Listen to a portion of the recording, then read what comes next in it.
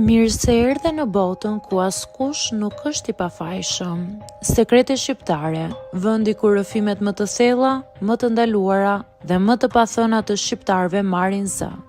Na bëni subscribe për histori të ndryshme.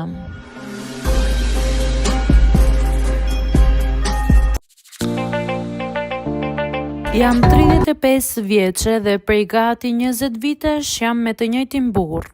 Jemi një orë shumë të rinj, pothuajse fëmijë dhe jeta jonë është ndërtuar bashk hap pas hapi. Kemi kaluar gjithçka së bashku, varfëri, vite emigrimi, lindjen e fëmijëve, shtëpinë që e ndërtuam me shumë mundim dhe ato momentet e vogla që në fund mbajnë gjallë martesën tonë. Për shumë vite kam menduar se asgjë nuk do arrinte të na trondiste. Derisa ndodhi aksidenti.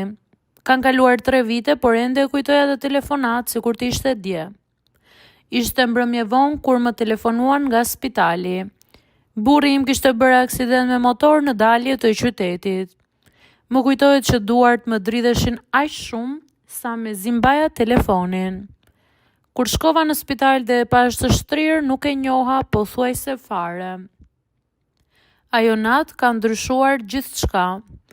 Muajt që pasuan ishin ferr, operacione, terapi, mjek, shpresa që ngriheshin dhe binin çdo javë. Në fillim mendonim se do rikuperoj gradualisht, edhe ai vetë besonte fort, por me kalimin e kohës realiteti u bë i pamëshirshëm. Ai nuk do ecte më. Kur mjeku na e tha përfundimisht, më duk sikur dikush më hoqi frymën. Por dhimbja më e madhe nuk ishte vetëm ideja e karrocës. Ishte mënyra si ndryshoi ai. Burri që njihja kishte qenë gjithmonë energjik, krenar dhe i fortë. Papritur u kthye në një njerëz të heshtur, nervoz dhe të mbyllur në vetvete.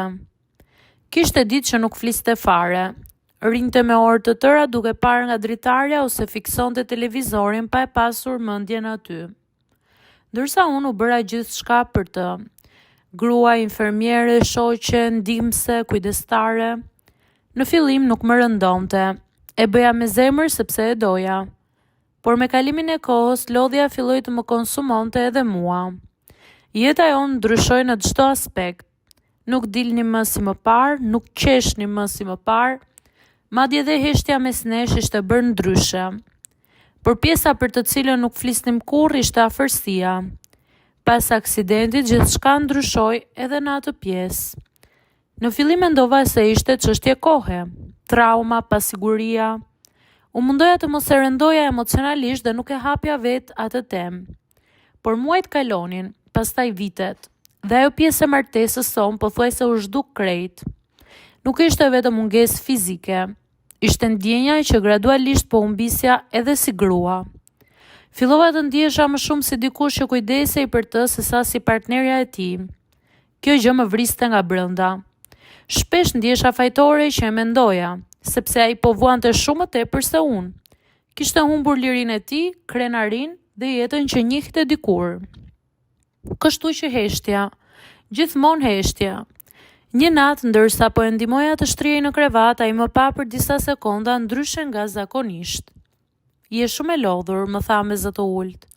Jo, jam mirë, ja ktheva. Mos më gënje, të njoh prej një jete. Ajo fjali më preku fort sepse ishte e vërtet. Ai më njihte më mirë se kushdo. Ditët pas asaj bisede filluan të bëhen edhe më të çuditshme. E ndjeja që kishte diçka në mendje, por nuk po ma thoshte. Shpesh më vështronte gjatë kur mendoja se nuk po e shikoja. Një mbrëmje ndërsa po pinim kafe në sallon, ai më tha papritur. Ka menduar shumë për ty kohët e fundit. Për jetën që po bën. Nuk fola sepse nuk doja të dija ku po dilte ai. Ai uli syt për disa sekonda dhe pastaj vazhdoi. Nuk dua që të kalosh gjithë jetën duke u ndjerë mbyllur për shkakun tim. Nuk po të kuptoj, i thash. Mori frymë thellë, pastaj tha diçka që më ngriti menjëherë tensionin në trup. Kam njohur dikë, një djalë dhe dua që ta takosh. E pash pa lëvizur për disa sekonda mendova se nuk isha dëgjuar mirë. Por mënyra serioze si më shikonte më bëri të kuptoj që nuk po bënte shaka. Pasi ma tha atë fjalim, mbeta pa reaguar për disa sekonda. E shikoja në sy dhe nuk paria të kuptoja nëse po fliste seriozisht apo nëse ishte thjesht një mendim i çastit i lindur nga dëshpërimi. Çfarë do të thotë kjo? Do të thotë që nuk dua të humbas, por nuk dua as të shoh duke u shuar ngadalë pranë meje. Ma ktheu. Ato fjalë më prekën në një mënyrë që nuk di ta shpjegoj. Për herë të parë pas shumë kohësh ai po fliste hapur për diçka që të dy e kishin mbajtur të mbyllur brenda vetes prej vitesh. Unë diva me njerë në siklet, madje edhe pak e zemëruar. Më duket absurde kjo që po thua. Unë jam gruaja jote. Pikërisht sepse je gruaja ime po ta them. Sepse të dua. Nuk dija çfarë t'i ktheja. Ajo natë kaloi me heshtje të gjata, unë nuk paria ta hiqja nga mendja bisedën tonë. Një pjesë e imja ndjej e fyer që ai mendonte kështu. Një pjesë tjetër ndjente dhimbje sepse e kuptoja sa shumë duhet të kishte vuajtur emocionalisht para se të arrinte ta thoshte me zë të lartë. Ditët që pasuan, ai nuk e hapi më temën, por unë ndjej që po mendonte vazhdimisht për të. Shpesh më shikonte në heshtje sikur po mendonte që unë nuk e vija re, dhe në ato momente më dukej sikur shija faj në sytë e tij. Faj që nuk mund të më jepte jetën që kishim dikur. Një mbrëmje ndërsa po hanim darkë më tha papritur. A më pan mend Ardin? Mendova pak.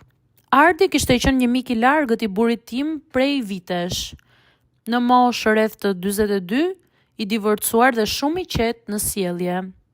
E kisha takuar vetëm disa herë në për vite, zakonisht në për kafe apo darka shoqërore para aksidentit.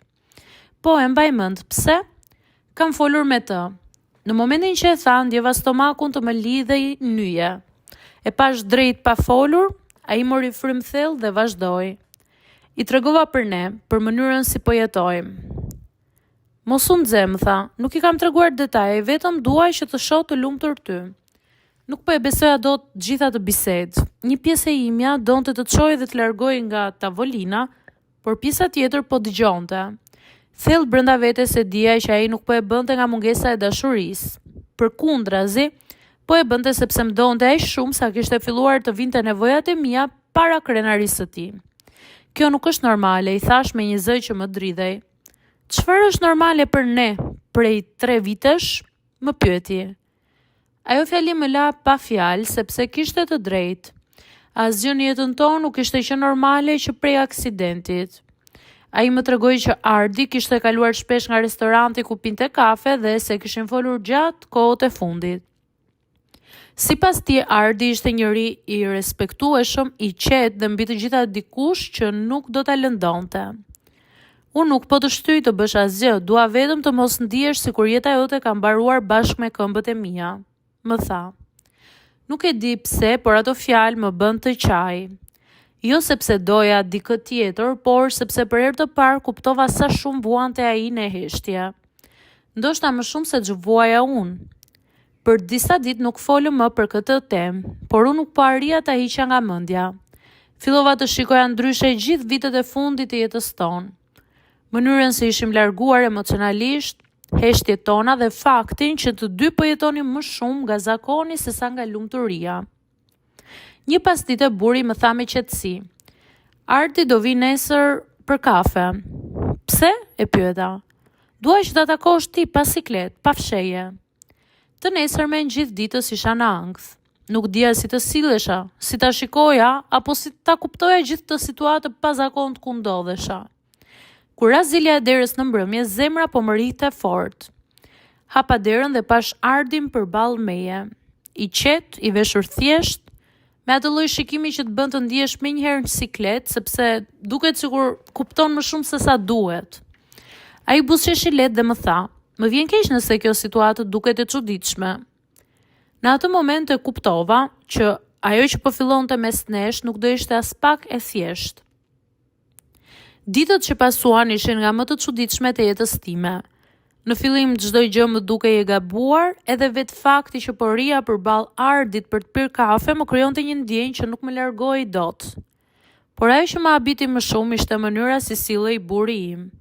Nuk ishte xhelozi, nuk ishte nervozizëm, përkundrazi dukej më i qetë se sa ndonjëherë më parë.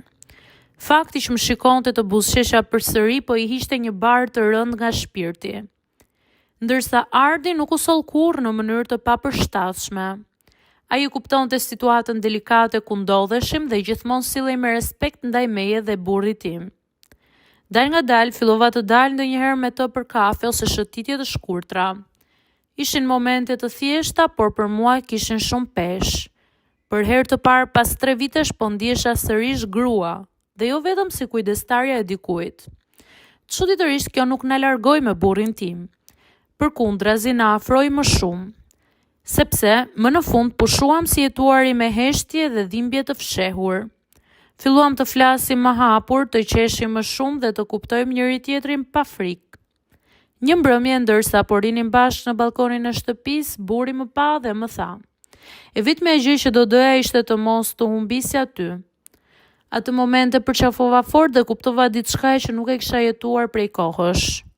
Dashuria nuk matet gjithmonë me mënyrat tradicionale që njerëzit mendojnë. Ndonjëherë dashuria është edhe sakrificë, mirëkuptim, guximi për të pranuar se jeta ndryshon. Ardi mbeti pjesë e jetës tonë për një kohë të gjatë, por me kalimin e muajve gjërat morën natyrshëm drejtimin e tyre. Unë dhe burri im gjetëm përsëri një ekuilibër mes nesh, një afërsi emocionale që mendonim se e kishim humbur përgjithmonë. Sot jeta jonë nuk është perfekte, ai ende lëviz me karrocë, ka ende ditë të vështira, por nuk jetojmë më në atë heshtjen e rëndë që na kishte kapluar. Ndonjëherë njerëzit nuk kanë nevojë për një jetë perfekte për të qenë të lumtur. Ka nevojë vetëm për dikë që i do aq shumë sa është gati të mendojë për lumturinë e tjetrit para vetes tyre.